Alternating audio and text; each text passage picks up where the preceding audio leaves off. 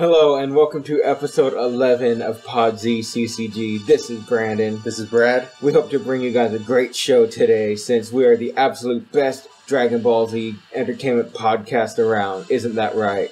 Yes, it is. Well, except for Kame House Podcast, hosted by Dustin Collins and his co-host Sean Postoki. I hope I said that right. Yeah, I really like the podcast Kame House. It's like a mix between informational and I guess like passionate talk about the game, which goes hand in hand with us. So why don't you give them the rundown of what's going on in this episode? So today we've got listener emails, Majin Moulder, and Elm Street.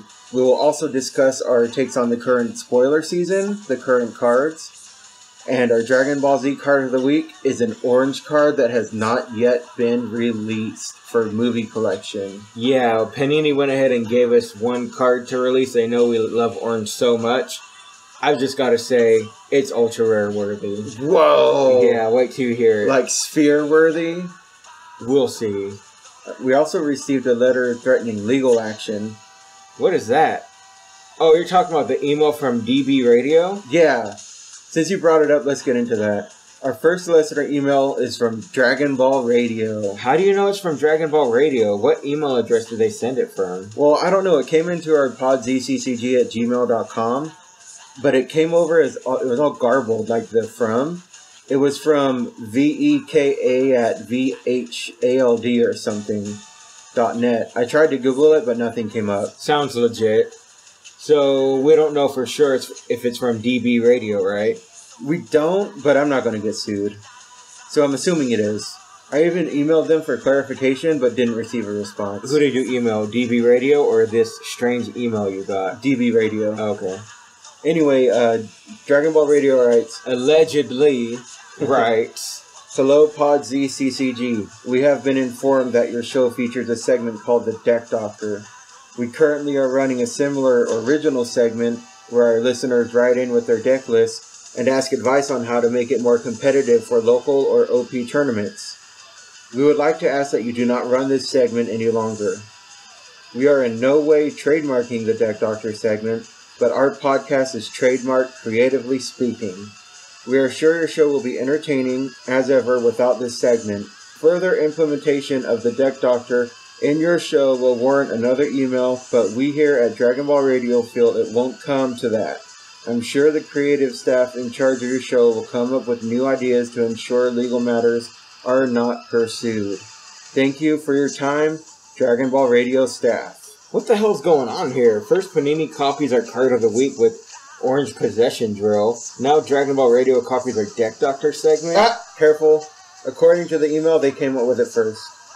Anyone with a calendar can count who came up with it first. Anyway, I don't want to get shut down or sued or anything, so moving on. Alright, moving on. So when we got this email, did you know that Dragon Ball Radio did a Deck Doctor segment? I didn't even know about Dragon Ball Radio. I've never listened to them. So instead of the Deck Doctor, we're happy to announce our new segment, Ruling Questions. If you're not sure about a ruling question or questions, email us at podzccg@gmail.com. We'll be happy to research to find the answers to even the most difficult questions. Also, if you have a deck you would like us to discuss, email us that too. Say, for instance, you want to run Red Ginyu. We can give you the pros and cons of it. It kind of gives you a fresh set of eyes looking at your potential future deck. And we'll start all this on episode 12. Yeah, so email us your queries, ruling questions, deck ideas. We'll be happy to discuss it. So our second listener email comes from Jatender Mahar. Hey guys, I think you guys are getting better with each episode. I am also a collector. What sets do you guys collect? It sounds like you collected the sets done by Score.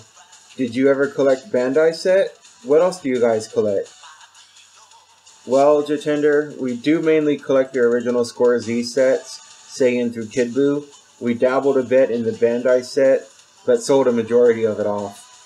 We also collect Nintendo cartridges. We have about 320. Here are some of the highlights from our Nintendo collection. We have the complete Earthbound game for Super Nintendo, Bubble Bobble 2, Battletoads and Double Dragon, Dragon Warrior 1 through 4, Mega Man 1 through 4 and 6, from the Nintendo, and for Super Nintendo, Ogre Battle, Chrono Trigger, things like that. Yeah, we did collect GT for a little bit, but we just said forget it, and we just sold our collection of GT. So, shifting, what is it?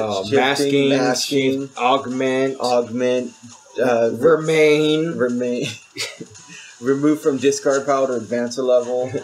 What else was there besides augment? Oh, train and ability. Shadow Dragon Saga got ridiculous. So moving on to our next email from Matt. I don't know if this is Matt from Lodi, from Vacaville, our brother Matt, or a new Matt. Yeah. So it starts off by saying, I started listening to your other podcast, Treasure Hunting for Nostalgia. It is quite different, but I love all the video game talk, especially when you talk about Nintendo, Super Nintendo, Genesis, all the old stuff, from Mega Man to Castlevania to Final Fantasy. I share your hate for Atari. My favorite episode so far is episode 21, Treasure Trove, when you guys talk about the awesome score you found at a yard sale with tons of video games, and do your top 5 favorite Super Nintendo games of all time. Whatever happened to your third host? Why does he not do this one with you guys? His voice is pretty funny. Well, Nick does not like Dragon Ball Z at all. He expresses this in a few episodes of Treasure Hunting for Nostalgia. And near the end, doing Treasure Hunting for Nostalgia just felt like a second job. Each week, we had a segment called Treasure Hunting. Brad and I would have to see who could find the cheapest video games that were worth the most and bring them to the table. So if I saw Castlevania for Nintendo for $2, that's like a $18 to $20 game, so I'd buy that and bring it to the table. And Brad would do the same, go out, find all these games, and we'd bring everything to the podcast, add up the value, and whoever had the most value would win that treasure hunting segment. And we'd give each other punishments, like a corn dog, which is like a knee to the butthole, an icicle, which is like a tap to the nuts, just stuff like that. It was pretty fun, but it just started feeling like a chore near the end. Yeah. We did sell the stuff on eBay, so that was a nice cash flow income, but it just wasn't worth it. No, because we'd spend like hours treasure hunting, and then those days where we wouldn't find anything, yeah, it was just a waste of a day. Yeah. So we took a break from, I think, January 2015 through March, and decided not to do it anymore. We eventually started up this pod, and it does not feel like a chore at all, and we actually enjoy it. Yeah. Dragon Ball Z question of the week. Out of all the spoilers that have been released, what are you looking forward to the most out of movie collection? Well, I think for me, I'm just looking forward to the whole different types of play styles. Like, I can't say for sure that I'm looking forward to one particular card because I haven't seen them all yet.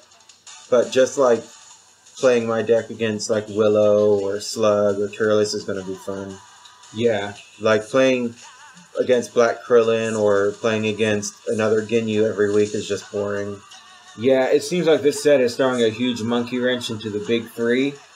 Krillin, Piccolo, and Ginyu, which I'm all for. Diversifying the meta is awesome. Yeah. What I'm looking forward to is being able to go back to my blue Piccolo deck. I'm not quite sure on how I'm going to be handling Namekian decks with this. Oh, wait. Yeah, I am. There's this new blue card. I can't remember what it's called, but it's a setup, and it lets you advance a level. Automatically. Yeah, so Piccolo 1 to Piccolo 2 is awesome. And it lets you get 2 drills from the discard pile, so I could get my lookout drill back, and maybe a mental drill, a positioning drill. There's that evacuation drill I don't think I'll be playing. I think it messes with my deck pretty hard. Do you remember what it does? The one that looks like a giant spider on it? Blue observation. Oh, is that what endurance can't be used? Yeah. Yeah, I won't be using that. Yeah. But yeah, I'm looking forward to all the great combinations that's coming out. They have that one black, what was it, black chin kick or something? Or black chop, the one that lets you grab an ally from your opponent's deck. That's pretty cool. Yeah, that is cool. Kami's ability. Yeah. That looks cool, where he, at the beginning of your rejuvenation step, rejuvenate 1. So you get to rejuve 2 cards that turn. And then when he leaves play, you get to place a Dragon Ball into play. Crazy. So awesome. So many combos. Oh, yeah. Blue Reprimand, blue Lunar Ray. Keep bringing him back. Energetic left blast to make him leave play. Yeah. So much could go on with that. I'm excited to see what's going to go on with it. So I'm pretty sure you guys are sick and tired of hearing about preview talk. So let's go ahead and take a break. Pod Z CCG will be right back.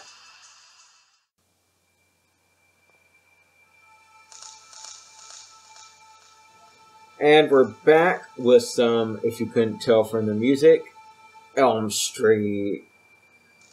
Our first Elm Street actually comes from a listener, Jeremy123. Shout out to Jeremy123 from Top Tier. I really like this one. From the depths of his mother's basement, he stalks. With a 2003 edition of Inquest in one hand.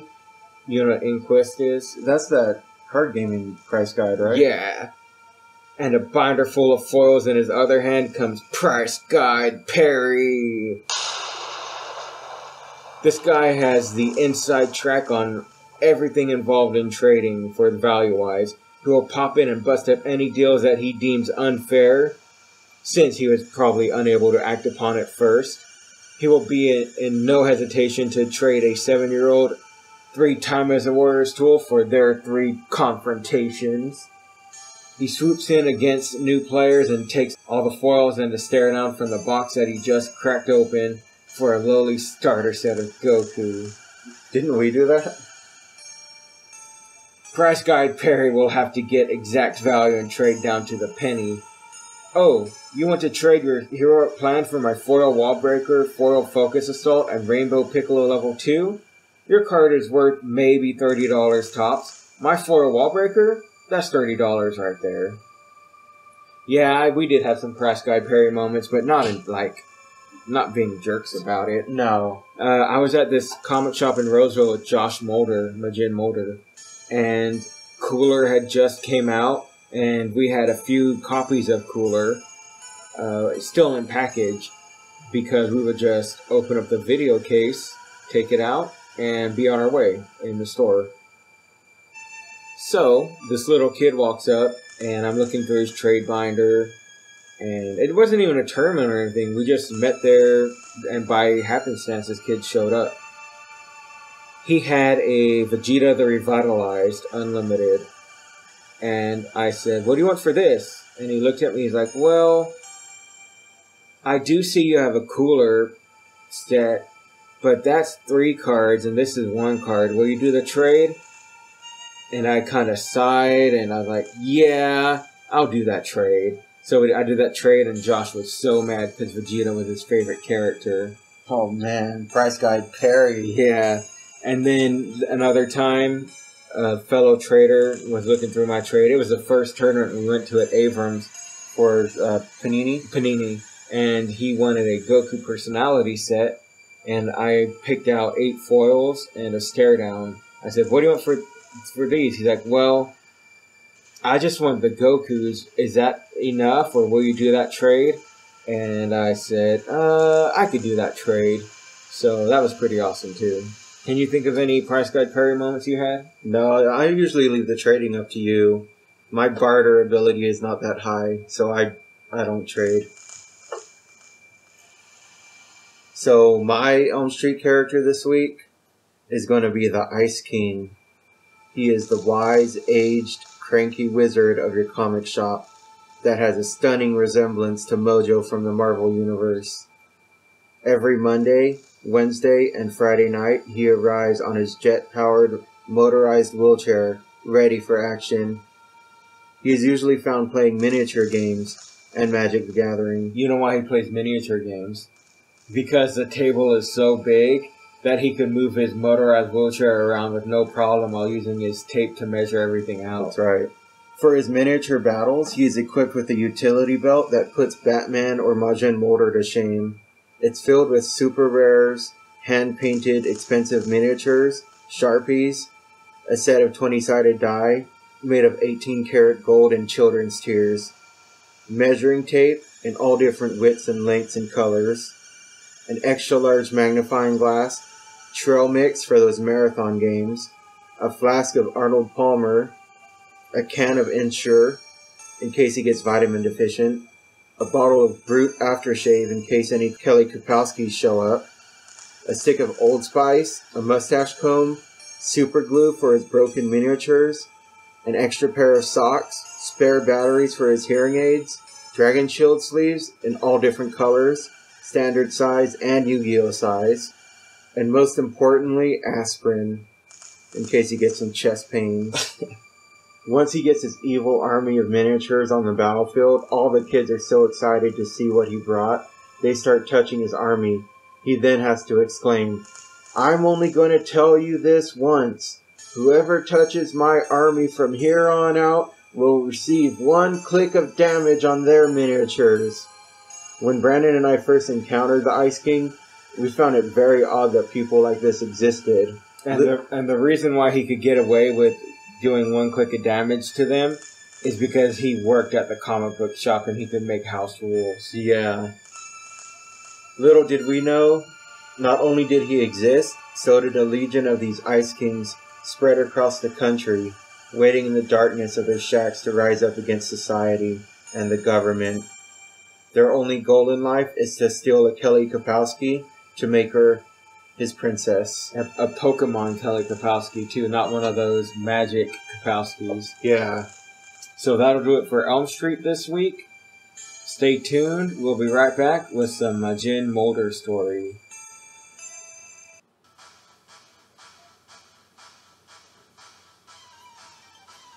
And we are back. This story is titled Flirting with Disaster, a guide to how trapped babies can be heroes too. Now, Josh had many inspirations in life other than Vegeta from Dragon Ball Z. In fact, Vegeta was probably the least influential piece that made up his repertoire. In terms of music, Slipknot gave him his love for all things unholy and guidance on how to be a heretic. Slayer gave him a sense of white pride and love for the devil. And Stone Sour gave him his sensitive side with their #1 single, Bother. His biggest inspiration, though, in my opinion, was the MTV sensation known as Jackass, and the circulating VHS tapes / DVDs, CKY, and bum fights. Everyone has heard of Jackass, and some people have heard of CKY, but not a lot of people have heard about bum fights. I'll give you a brief rundown of these. CKY, the videos feature Bam Margera, Brandon DiCamillo, and their friends from Jackass, like the ones who lived in Pennsylvania, Ryan Dunn, Rake Vaughn, there was Brandon Novak, just his circle of people. It didn't include Johnny Knoxville, Steve-O, Pontius, not until later on. So Johnny Knoxville was sitting there doing Jackass while Bam Margera was doing CKY. Then they came together and made one of the greatest unions on earth. Now, Bump Fights is a film series produced by In Decline Films. The videos feature teenagers and homeless men, most notably Rufus Hanna and Donnie Brennan, in the San Diego, San Francisco, Los Angeles, Las Vegas metropolitan areas, fighting and attempting amateur stunts in exchange for money, alcohol, and other incentives. Basically, they just get a bunch of bums together and fight, pull out their teeth, and exploit them. Yeah, and exploit them, and that led to the downfall really quick. Homeless Society, like the National Coalition of Homeless People, didn't like this and shut down bum fights.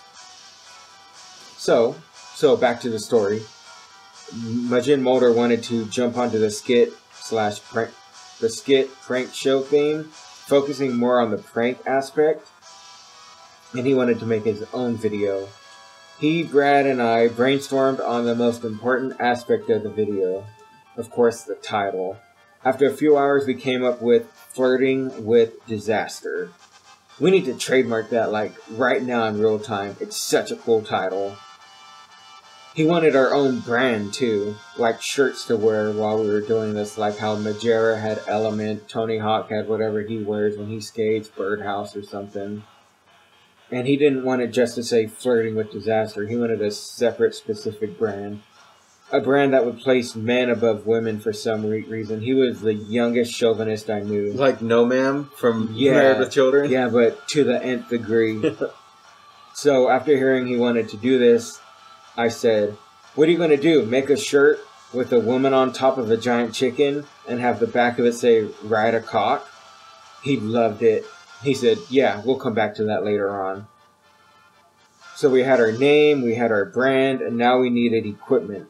We pulled our resources together. We had the orange ski masks, of course, rope, gloves, a paintball gun, a green scarf, and road slayers. We needed a video camera, though, and this is where our grandma came in. She had one of those small recorders that recorded on little cassette tape, not the jumbo VHS, but it was just little cassettes. We asked our grandma to borrow it. Do you remember what we told her why we were borrowing it? Because I don't remember. I think it was to record Dragon Ball tournaments, but I think we eventually told her that we were going to do jackass stuff with it, like with shopping carts to try to make money. And she agreed to this? Yeah. Oh, that's cool, Grandma. So we got the recorder and went over to Abrams. We then wrote out our first prank. Flirting with Disaster, prank number 1. The prank name? Give me back my friend. Prank location? A random store parking lot. We wanted to go someplace where we didn't frequent often. There were no GPS back then, no Google Maps, so we went exploring basically. We found a Target off of Zinfandel out in the boonies, and it's funny because I live like 10 minutes away from that Target right now. Prank materials. What we would use for this prank. 2 orange ski masks, 1 paintball gun, 1 green scarf, 1 rope, 1 1991 Honda Accord, 2 road flares. Now, the prank rolls. I would be the driver, Brad would be the friend, and Josh would be the one who lost his friend. Prank operation. This is how the prank was supposed to go down. Step 1. Set up the camera via tripod in an empty parking spot with a few road flares surrounding it so no one would run it over. Step 2. Wait for some people to walk by so that we can get their reactions on film. Step 3. I would then slowly drive down the aisle with the camera so the activity could be filmed. Step 4. Josh, wearing the orange ski mask, would then jump onto the hood of my car and hang onto the windshield yelling, "Give me back my friend!" Step 5. I would then speed up a little and swerve left to right to try to shake him off. I would drive out of the aisle with the camera and then back down the parallel aisle and then back down the camera aisle again. Step 6. Brake hard. Make sure Josh hits the windshield and fall off the car. Step 7. Josh to pull out a paintball gun from his pants and point it at me yelling, "Give me back my friend." Step 8. I would then release the trunk with the lever by my driver's seat. Step 9. You would jump out of the trunk, gagged with your hands tied, while donning the other orange ski mask. Step 10. Collect reactions via film and laugh about it later. This, however, did not go according to plan. We wanted to do a trial one before we set up the recorder, so we got to the parking lot with you already in character, being in the trunk. All Josh had to do was hide the paintball gun and don his mask. I'm pretty sure it was summer, right? Was it hot in the trunk? It was so hot. I was already in there for 15 minutes and I was drenched in sweat. But I did park in the parking lot to go over the plan with Josh. You forgot about that. Yeah, it didn't help though. So we go over the plan. Josh jumps out and walks to the semi-vacant area. We didn't set up the camera yet. We just wanted to do like a dry run. Then he put on the mask and I drive slowly down the aisle as he jumped onto the roof of my car. So what happened was he jumped on the roof of my car not part of the plan. He was supposed to jump on the hood. As I was driving, his face kind of came down to the windshield and I saw his menacing grin. So I started swerving a bit back and forth. But something stops my swerve. And Josh is sitting there yelling, "Give me back my friend!" You know, banging on the glass on the hood. And then I see lights in my rearview mirror. Red and blue lights. Police lights. I stop, put the car in park, and jump out of the car mid-aisle. Josh jumps off, but he doesn't take off his mask. He just pulls it up to reveal his face. The cop gets out of the car and looks quite angry. He's yelling, "What the hell are you doing?" He didn't know what to be mad at. Josh for being on my car with his ski mask on, or me for driving with him on the car. Before we could tell the cop that it's a prank, you start banging on the trunk. Did you think it was time to come out or something? Yeah, and I was hot. I felt like I was going to die. The cop says, "What's that?" Before I could explain the situation, he pops a trunk from the lever by my driver's seat. And you just fall out of the trunk, tied up, writhing around in pain because the concrete was so hot. Oh, man. And I felt like from the trunk to the cement, it hurt so bad. Knocking the wind out of you. The cop is scared by this, which was pretty funny. I see him jump, and then he got even more angry because he showed his fear. The cop looked at me, then at Josh, and then at you, trying to put everything together. It was a good 10 seconds before any of us said anything. I said, "Sir, this is a prank. We're just doing jackass stuff." Jackass stuff. He said, "You think this is funny?" You pull the gag out from your mouth and say, "It's a joke, it's a joke." Josh later told me that he was very close to just bolting because he was always concerned with the cops finding out about his identity because all his other brothers supposedly have been in jail. And of course his name would have been in the system somehow to just bring him into jail for some reason. The cop has no idea what to do. It was like a Mexican standoff, really. All of a sudden, someone from across the parking lot says, "The baby's over here!" The cop turned to us and said something. What did he say? Do you remember? He said, "You guys are lucky we got a call of a baby being locked in a parked car." And then he left. Deus ex machina. So crazy. Yeah. So we just hightailed it out of there, and I'm pretty sure that was the rise and fall of Flirting with Disaster. Yeah. So don't go away, guys. Tournament reports will be coming up. We have 2 weeks to go over, so stick around. Pod Z, CCG will be right back.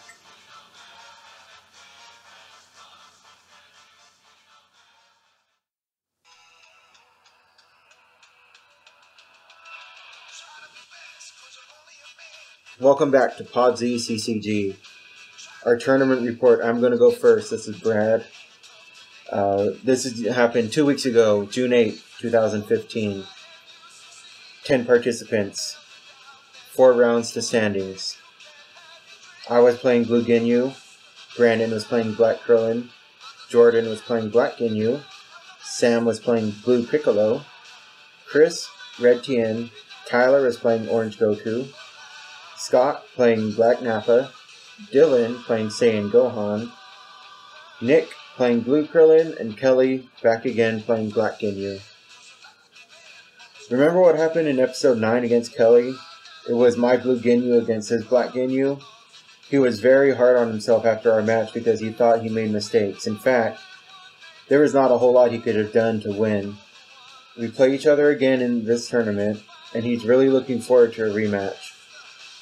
But our match wouldn't come until round 2. Our match would go on for 50 minutes. 10 minutes following the 40-minute time limit. I'm not used to my matches going to time. But because he wanted to make sure he made all the best decisions possible, he would take his time with every action. Here we go, Battle of the Ages. I win my first round against Nick, and see my next opponent is Kelly. We sit down and have a roll-off. He wins, and goes first. He drops Smoothness Drill and Raccoon. Smoothness Drill right out the gate. I draw into Overpowering Attack, a Lunar Ray, and a Head Knock. No blocks. I don't like this, but I decide to enter. I overpower for Goldo. He stops it. He Ginyus for Frieza. I take the damage since I'm not afraid of Raccoon. He designates Raccoon, and I Ginyu for Juice. He takes it, I designate Goldo. He energy webs. I have to block it, I Goldo. I then Lunar Ray. He masteries, Black Declaration. I have to ditch Head Knock. I then pass. He then Black captures. Such a dirty, disgusting card, and it hits and attaches.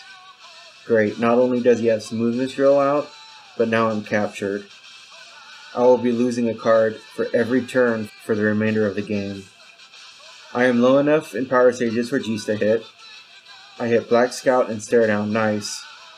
They both get banished from Frieza. We both pass, his go. He brings out Visiting the Past, Black Power Up, and another Black Declaration. He passes. No matter what I draw, I'm entering. I need to Ginyu for Nappa. So I enter combat, I Ginyu for Nappa. He masteries. I ditch a card, and then I body switch. He attacks. I block. I then Draining Blast to get Ginyu down, so I can use my allies. But then he Blinding Energy moves. I Goldo it and combat's over. He draws and enters on me. I draw Villainous Empowerment, Blue Positioning Drill, and Blinding Energy move. I still have a block from my last round also. He opens with his Mastery. I ditch my drill. I then Empowerment for my other Positioning Drill. He Ginyus for Goldo. I Goldo and end combat. I'm hoping Capture doesn't hit my Betrayals. It doesn't. I actually do draw into Blue Betrayal and 2 more blocks. So I have 3 blocks and a Betrayal. I enter. I want to get rid of Smoothness Drill or Goldo. I haven't made up my mind yet. So I Blue Betrayal and I pick Goldo. He then uses Stare Down. When he sees my hand full of blocks, he exclaims with it at ear-piercing levels, "Who enters with a hand like this?" Who enters with a hand like this? And it's funny because I was playing right next to them, and I looked over and I saw him with like this disgusting look on his face, and I just laughed. Yeah, I think he was mad because he felt like he wasted his Stare Down because I had blocks and he must not have had many attacks. He gets rid of Shifting Maneuver. I pass. He Overpower attacks for Jace. I use Blue Narrow Escape and place Blue Betrayal and 2 blue avoidances on top. He then passes. I pass. Because of Capture, one of my avoidances get banished. He draws his 3 and passes, dropping Black Corruption, banishing my other avoidance, and more importantly, my Blue Betrayal. After a few combats go by, I keep getting cards with Positioning Drill to avoid his Capture. I eventually get Wall Breakered, and I'm stuck at level 2. At the end of the game, he enters with 2 minutes left on the clock. I have 10 cards in my deck. He has 22. I draw Betrayal, Overpowering Attack, and a block. He Energy Webs, I block it. I Betrayal his Jace. If I lose this match, I just wanted to say I was able to Betrayal his Jace again. He waits out the clock. Time's up. We now go into turns after this combat. I successfully Ginyu him and Overpower attack him to bring him down to 13 life cards. He does no more damage to me, and we both pass. My turn. How many turns do we get? 2? You get 1, then he gets 1. Okay, so my turn. I draw my 3. I'm down to 7 cards. I have Head Knock, Lunar Ray, and Overpowering Attack. Ginyu is sitting 6 above. I need to use my allies to win this game. I have to take some hits from him to do this, so I enter. I Lunar Ray. He takes it. He's down to 6 life cards. He Overpower attacks for 6 and 3 stages. I have to decide to take it or not. If I take it, Ginyu will be closer to 0 and I can use my allies. But I would have to be down to 1 life card, so I take it. I have 1 life card left. He crits Goldo. I then Ginyu to resurrect Goldo, plus now I could use my allies. I Jace. He blocks it. He has 2 cards left. He masteries. So, do I ditch my Overpowering Attack or my Head Knock? That's my question. I don't know what kind of block he has, if he has one. I put my cards down and lower my head down into my hands, and I say to myself, I don't know which one to keep. Then Kelly shouts, "What's that, you scoop?" No, I don't scoop. I end up ditching my Overpowering Attack, hoping he doesn't have a physical block. He then uses Raccoon, but says, "No, I take that back. You can Goldo, right?" I said, "Yeah." Then he takes it back, so he passes. I then throw down Head Knock. He shows me his life deck, fanning out all 6 cards, and he says, "It's not enough to win." I say, "Okay." but you still have to draw on your turn. We're still in turns, remember? He then realizes the truth to the matter. He just lost. He picked up his black deck and slams it down. I could tell he's frustrated. That match was so intense. Round 3, I end up going against Brandon and pull the win out of his black Krillin.